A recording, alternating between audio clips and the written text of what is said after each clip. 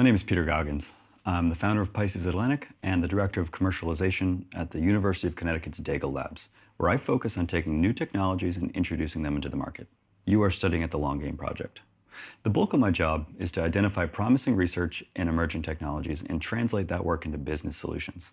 There's a lot of overlap between tech commercialization and business internationalization. You're right, they are surprisingly so, very similar endeavors. My goal today is to show you that some of the factors that we think are unique in technology commercialization and encourage those of you who maybe aren't ready or aren't interested in international work to consider diversifying your business at home by bringing new innovations to market. What is technology and innovation? The first question I'd like to raise is, what is technology? Technology is a lot more than just an iPhone, a drone, or any number of flashy digital tools that you use every day. Technology is any instance where knowledge is applied for practical purposes. In short, it is a practical innovation. As silly as it sounds, the first significant technology that humans discovered how to use was rocks. Early humans figured out that they could hit things, food, enemies, other rocks, for their own benefit. Primitive tools improved their lives in innumerable ways. It eventually led to where we are today. But hardly anyone would consider me a technologist if I was still breaking nuts open with a rock in my backyard.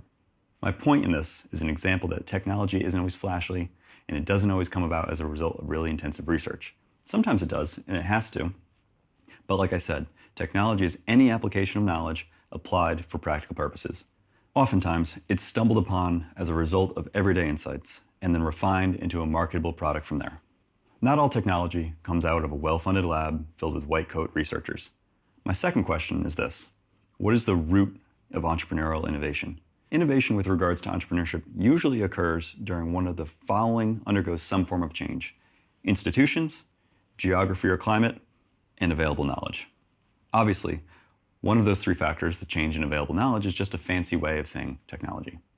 One of my favorite examples of innovation has been playing out in slow motion over the last 20 years. It is something that you might be familiar with if you've flown a lot in that period.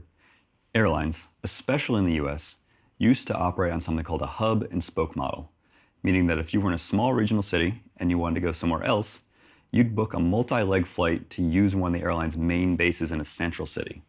So to make a Ukrainian example, if you were trying to move from Lviv to Odessa, you'd frequently have to fly first to Kyiv, regardless of where you were headed. You'd almost always have to go to the main hub in Kyiv, then reboard a new flight to take you to your actual destination, whether it was Odessa, Kharkiv, or Mykolaiv. But over the last 20 years or so, a lot of smaller airlines in the US realized that they don't have to operate on that model anymore. Regulations were changing, meaning smaller planes had more freedom to operate. Those same airlines were becoming more powerful and fuel efficient. And to top it off, demand for flights to and from those smaller cities was actually increasing more and more.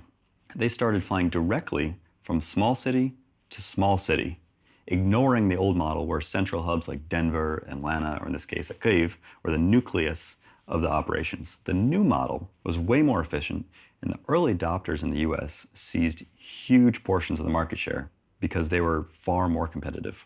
I like this example for a few reasons.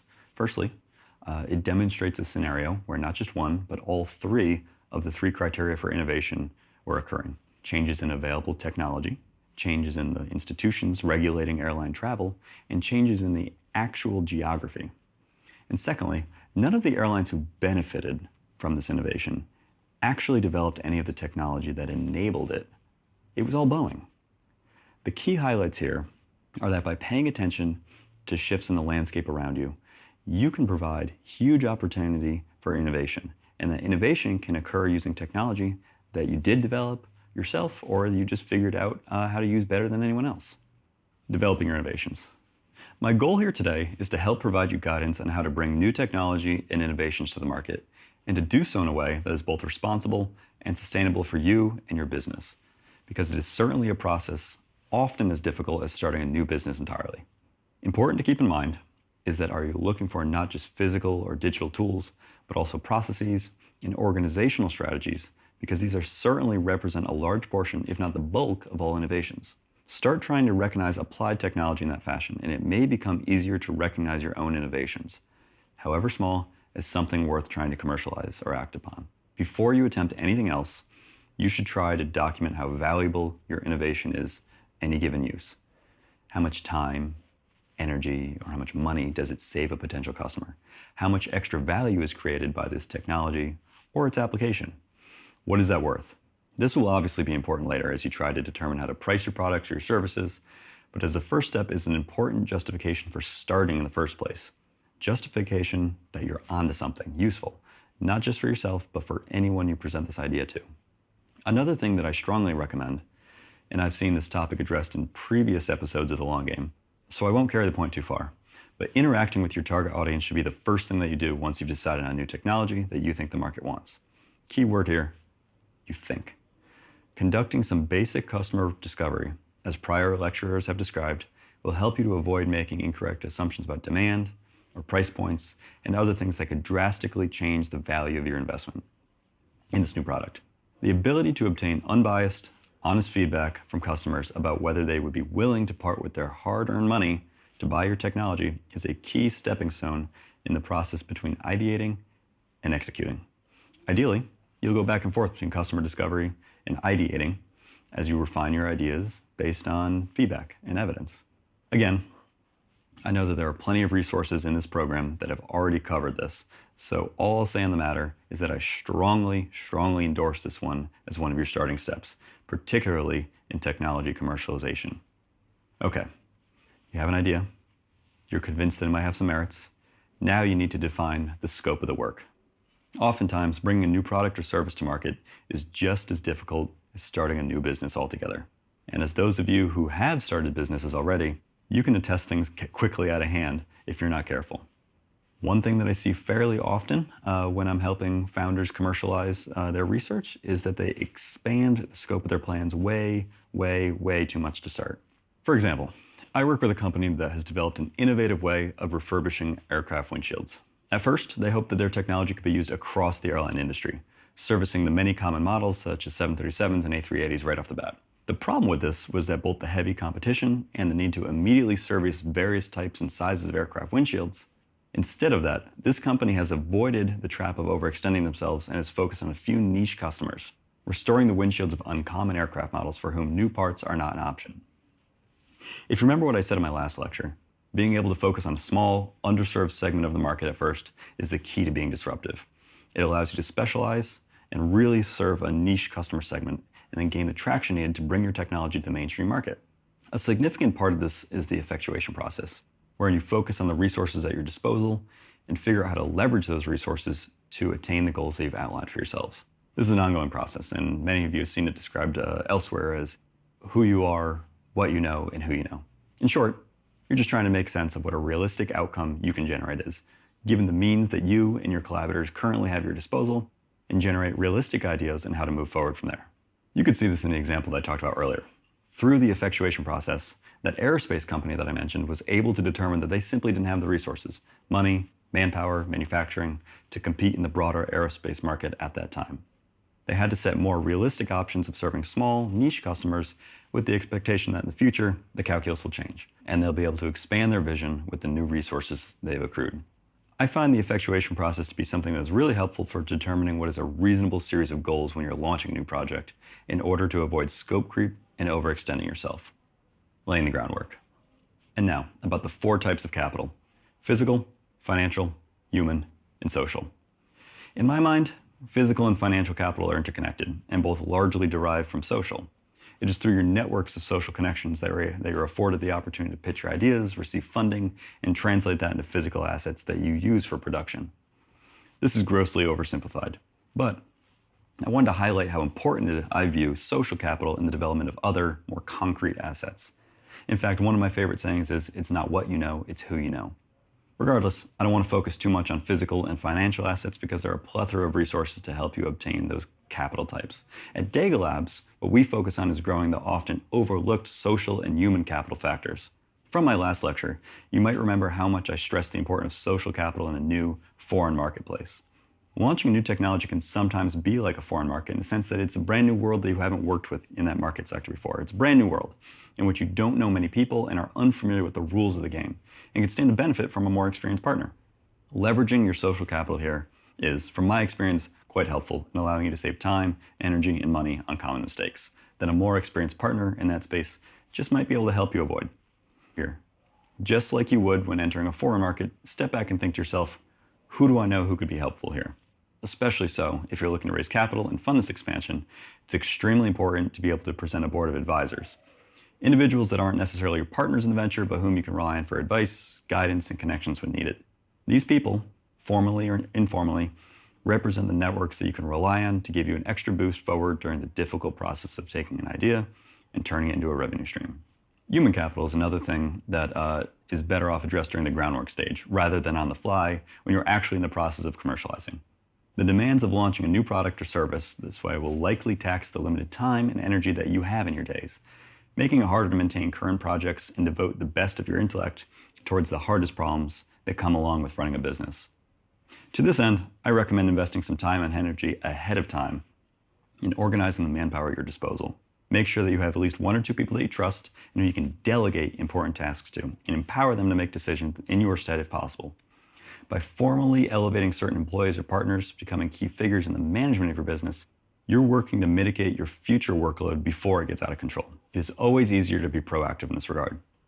Also, take note of the word I used earlier, formally. Over the course of field experiments that Daigle Labs has run with over 15,000 SME businesses, we found that formalizing roles and expectations in a small organization results in higher revenues and profitability. We suspect that this is both as a result of taking the burden off the founder, making use of the human capital they're paying for, and by making those same employees responsible and accountable for those tasks. If you manage a larger organization with perhaps 5 or more employees, this is also where I would recommend promoting some of the best ones to be your lieutenants, responsible for managing projects and keeping less important tasks and concerns from occupying your time. The ability to empower others in your organization and delegate relatively important oversight tasks stands out in my mind as one of the most important differentiators between those who can handle multiple responsibilities at once and those who cannot. The blend of both human and social capital is, of course, formal partnerships with third parties, such as subcontractors. In this case, you're leveraging the resources of a different organization to supplement those that you lack, sometimes human and sometimes physical resources. My recommendation is this: if you do choose to work with subcontractors, which is often a prudent idea, make sure that you manage that relationship with great care. I think that making use of subcontractors can be a very wise strategic decision as a growing company because it allows for explosive growth, particularly if you're limited by the physical means of production that you have. And you can access that for what is nominally a relatively small fee. But aside from that, these relationships are so important because with a subcontractor, you're paying a premium not just to have them produce a product or perform a task, you're paying for the sum of the resources at their disposal to accomplish that task effectively for you. In short, your relationship with them is the key to unlocking all the accumulated relationships that they have with their network of suppliers, collaborators, and experts. Execution. When it comes to the actual execution of bringing your innovation to market, I'm going to do my best to stay vague, because while I prefer to give actionable information, I also recognize that every go-to-market strategy is completely unique and I don't want to pigeonhole anyone. That being said, the first piece of advice that I have for you is to fail small, meaning make your mistakes at as small a scale as possible before doubling down and expanding. This means if you're manufacturing a new product, manufacture as few as possible at first, as a test, to make sure that everything runs smoothly. The absolute last thing you want is a huge bill for something that wasn't made correctly, or customers didn't actually want to buy, or to hire a bunch of staff to complete contracts that never actually landed. This phase can be called the training wheels or trial phase. It's where you practice each of the steps that you've obsessed over during the months of planning that went into it. If nothing goes wrong, great. If there is a snag, however, you'll limit the losses while still learning the same lessons. The other piece of advice that I'll offer is to be wary of scaling, as it is one of the trickier aspects of building a business. Founders are asked to simultaneously juggle more and more of every task at once, often becoming overwhelmed. If you find yourself here, you'll start to think back about how organizing your human capital may have been easier ahead of time. Scaling often results in a company inadvertently outrunning their production, financial, or manpower resources, leading to bottlenecks and sometimes even worse outcomes. The scaling process involves juggling all sorts of increasing demands on your decision-making, organizational, and resource management skills, and it's crucial to approach it with caution. One of the best way to view this is to view each increase in business volume the same way that you did when you were bringing the products you sell to market. First, make absolutely sure that there's a demand that you think there is, actually is, and you're not in some sort of a feedback loop. Secondly, go back and review each of the resources at your disposal, the human, physical, financial, and social capital, and make sure that you have enough of that at your disposal so that you actually can scale without running into significant bottlenecks. Finally, Make sure that you have contingency plans in place for each of those and ask yourself this. Do I have a reserve of funding or perhaps access to a small line of credit? Do I have relationships with existing agreements with subcontractors or freelance workers? Are my existing employees and partners working efficiently and without me having to micromanage them? Do I have a trusted advisor who's experienced in the scaling process? Having these contingency plans will help to keep you from being bogged down as a result of any unexpected problems with scaling your technology or innovation, and help you remain nimble enough to take advantage of growth opportunities that arise. Ultimately, approaching scaling slowly and carefully, expanding in stages, and seeing which part of your operations come under strain first is what I think is usually best. Careful planning, testing, and preparedness is essential for sustaining long-term success and avoiding potential pitfalls along the way. You are studying at the Long Game Project. And remember, knowledge is your profit.